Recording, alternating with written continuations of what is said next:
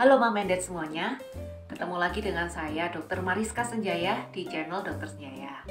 Mom and Dad, hari ini saya mau review manfaat bermain buat anak autis dan apa saja sih permainan yang saya rekomendasikan untuk anak autis, sebagai apa manfaatnya buat mereka, juga mainan-mainan apa yang sebaiknya jangan diberikan untuk anak autis. Buat Mom and Dad yang penasaran, tonton video ini sampai habis ya. Nah, di depan saya udah ada satu kotak mainan. Ini baru sebagian kecil dari mainan-mainan yang ada di tempat kami, Bapak Ibu. Nah, bermain bermanfaat untuk melatih fokus anak, melatih kemandirian anak, melatih kemampuan anak untuk melakukan problem solving atau memecahkan masalah, juga bisa melatih motorik anak, serta kemampuan sosial anak dengan orang lain. Jadi kita ajak dia bermain itu sama saudaranya, nggak dibiarkan main sendiri. Permainan pertama yang saya rekomendasikan adalah puzzle. Puzzle itu ada banyak sekali jenisnya Bapak Ibu. Ada yang puzzle bentuknya geometris seperti ini. Anak-anak ini bisa berlatih untuk mencocokkan mana yang bisa dipasang di 2 tiang, mana yang di 4 tiang, 1 tiang, 3 tiang, dan dia bisa belajar warna, belajar bentuk-bentuk geometris.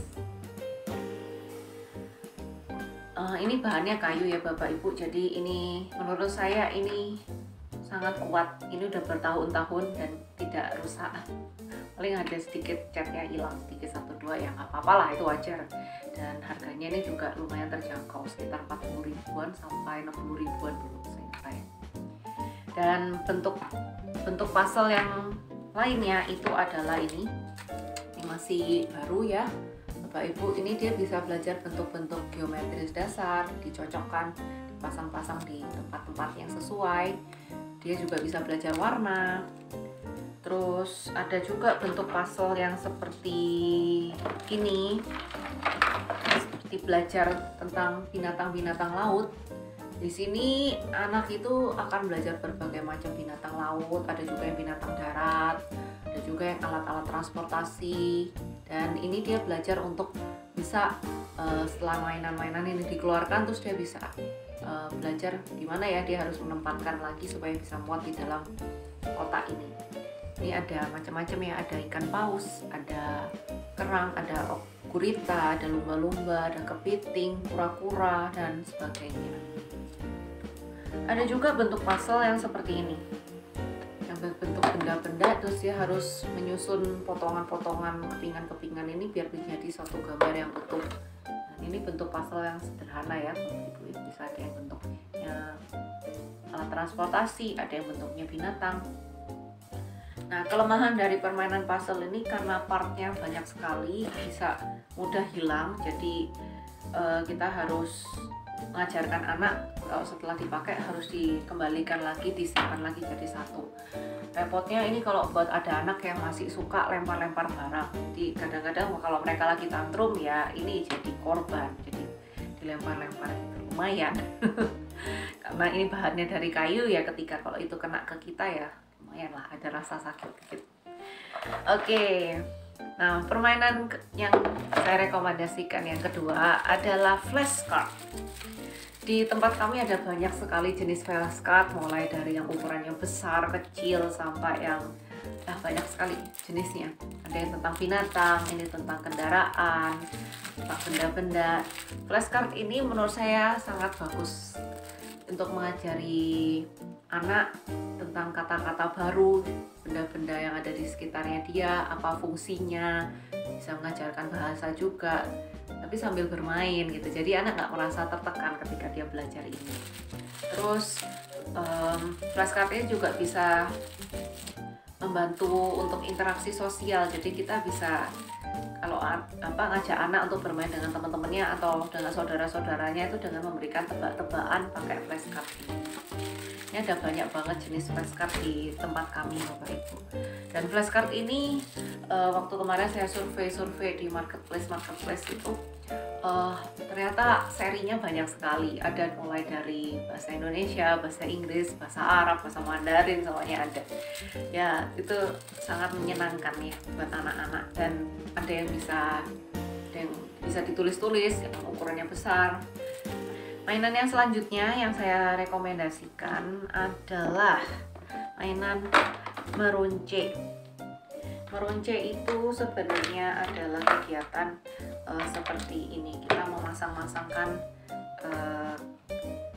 satu benda-benda ini dimasukkan ke dalam benang. Ini permainannya ini sebenarnya dia adalah bagian dari permainan jam. Jadi seperti ini Bapak Ibu. Nah, dari ini mainan ini menurut saya sangat-sangat berguna.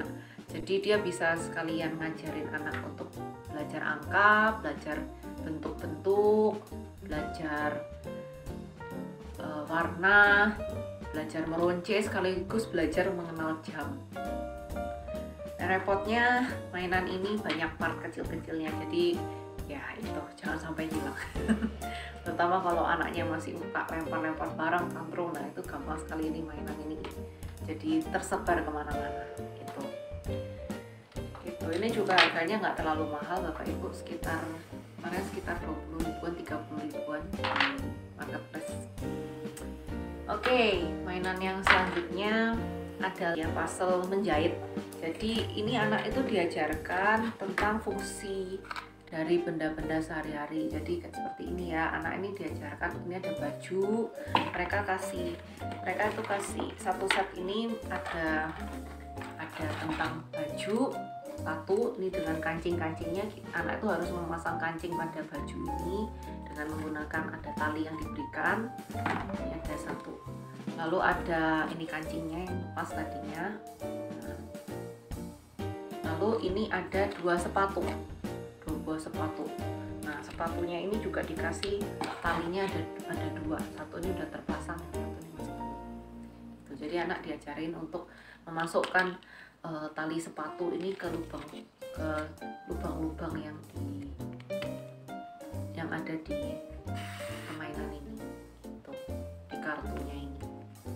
Ini harganya lumayan terjangkau Bapak Ibu, sekitar 20 ribuan. Terus bahannya juga sebenarnya ya cuma dari karton ya, tapi kartonnya agak tebel, kertasnya juga lumayan glossy, menarik lah warnanya ini untuk anak-anak. Yang repotnya buat anak-anak yang mungkin yang masih suka masuk-masukkan barang ke mulut, masih suka gigit-gigit, mungkin masih dysbiosis atau apa. Nah, ini karena dari kertas ya, tentu saja kalau kena basah, kena apa ya dia bisa rusak gitu.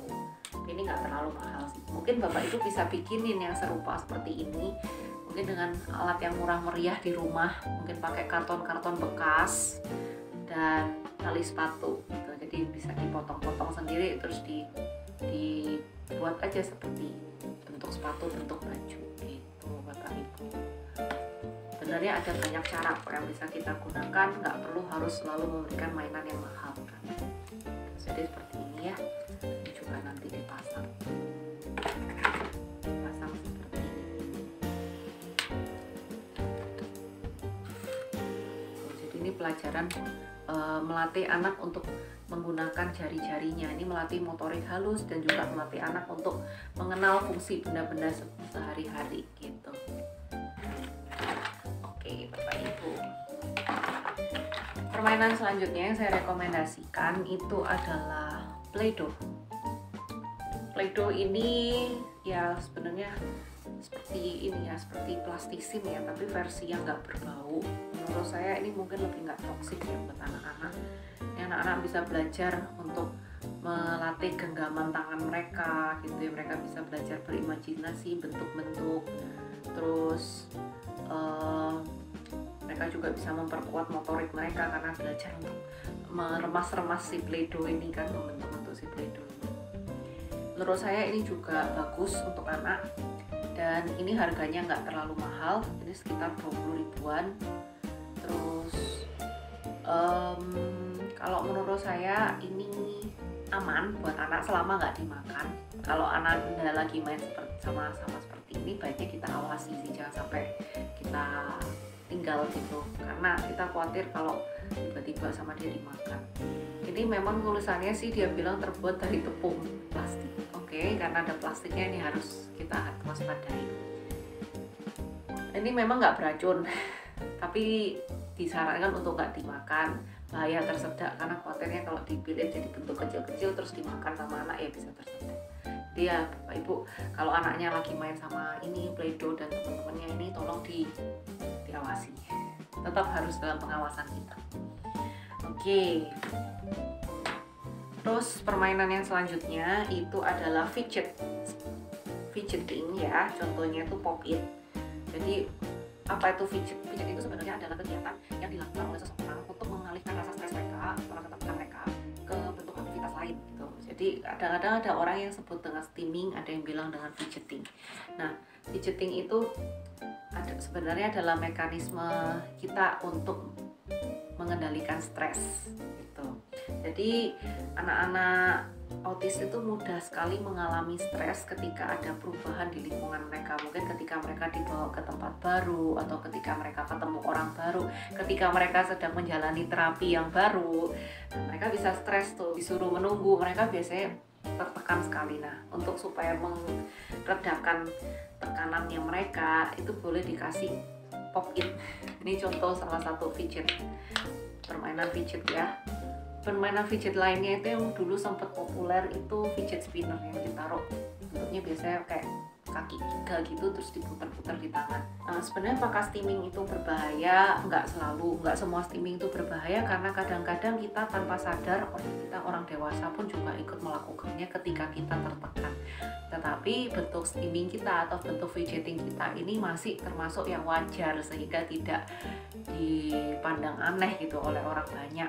Apa sih bentuk steaming kita? Kadang-kadang mungkin kalau Bapak Ibu lagi nunggu di kasir, atau lagi di bank, atau lagi nunggu antrian dokter, itu kakinya suka goyang-goyang. Ada yang mungkin suka mainin kunci, atau mungkin muter-muter bolpen, ada yang suka mungkin pilin-pilin ujung baju dan sebagainya. Itu sebenarnya salah satu bentuk fidgeting atau steaming untuk mengurangi ketegangan atau kegelisahan gitu. Jadi kembali ke permainan ini salah satu contoh mainan fidgeting yang bagus untuk anak, bisa untuk menenangkan anak dalam waktu yang cukup lama. Ini juga nggak terlalu mahal, bahannya ini sih saya rasa dari silikon ya, dari silikon, harusnya sih non toksik gitu, dan lumayan sih tahan lama, harganya juga nggak mahal. Apa yang nggak saya rekomendasikan untuk anak-anak? Pertama, yang tidak saya rekomendasikan adalah segala macam barang-barang yang berbahaya tentunya. Contohnya apa? Contohnya itu tadi mungkin bahan-bahan yang seperti dough ini, tapi mungkin dia pakai bahan-bahan kimia yang berbahaya seperti slime. Itu sangat bahaya Bapak Ibu, karena waktu kita bikin slime itu kan dikasih banyak-banyak kimia ya, seperti borax dan macam-macam. Itu gak baik untuk anak, apalagi kalau sampai ketelan. Terus bahan yang berbahaya selanjutnya itu tentu saja yang mainan-mainan yang partnya kecil-kecil ya, seperti Lego. Itu bagi saya itu saya nggak rekomendasikan untuk anak-anak ini, karena bahaya kalau part ini ketelan oleh anak gitu. Bagian-bagian ini bisa ketelan oleh anak, bisa bikin kesedak atau nggak bisa bernafas. Lalu yang berbahaya lagi adalah segala mainan yang mungkin ujungnya tajam. Itu juga nggak bagus, karena bisa saja itu melukai anak.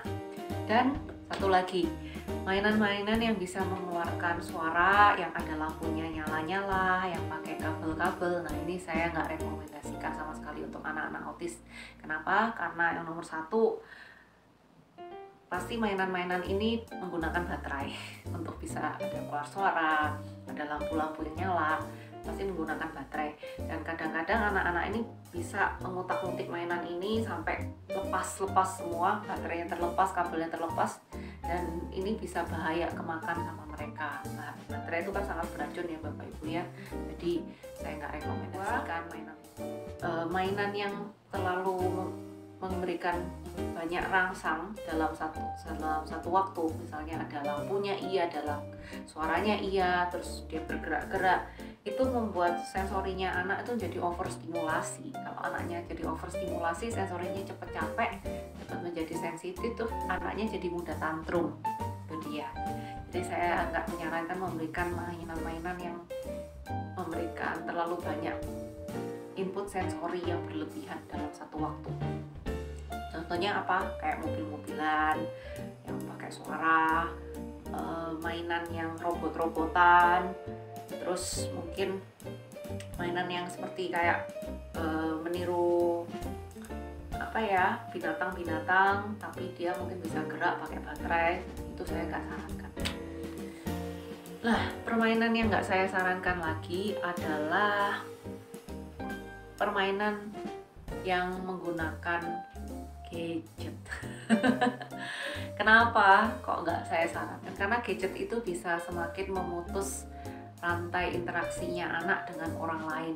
Gadget itu membuat anak semakin fokus pada dunianya dia sendiri, hanya pada tontonan yang dia lihat di gadget, dan dia jadi nggak mau menjalin komunikasi sama orang lain yang ada di sekitar.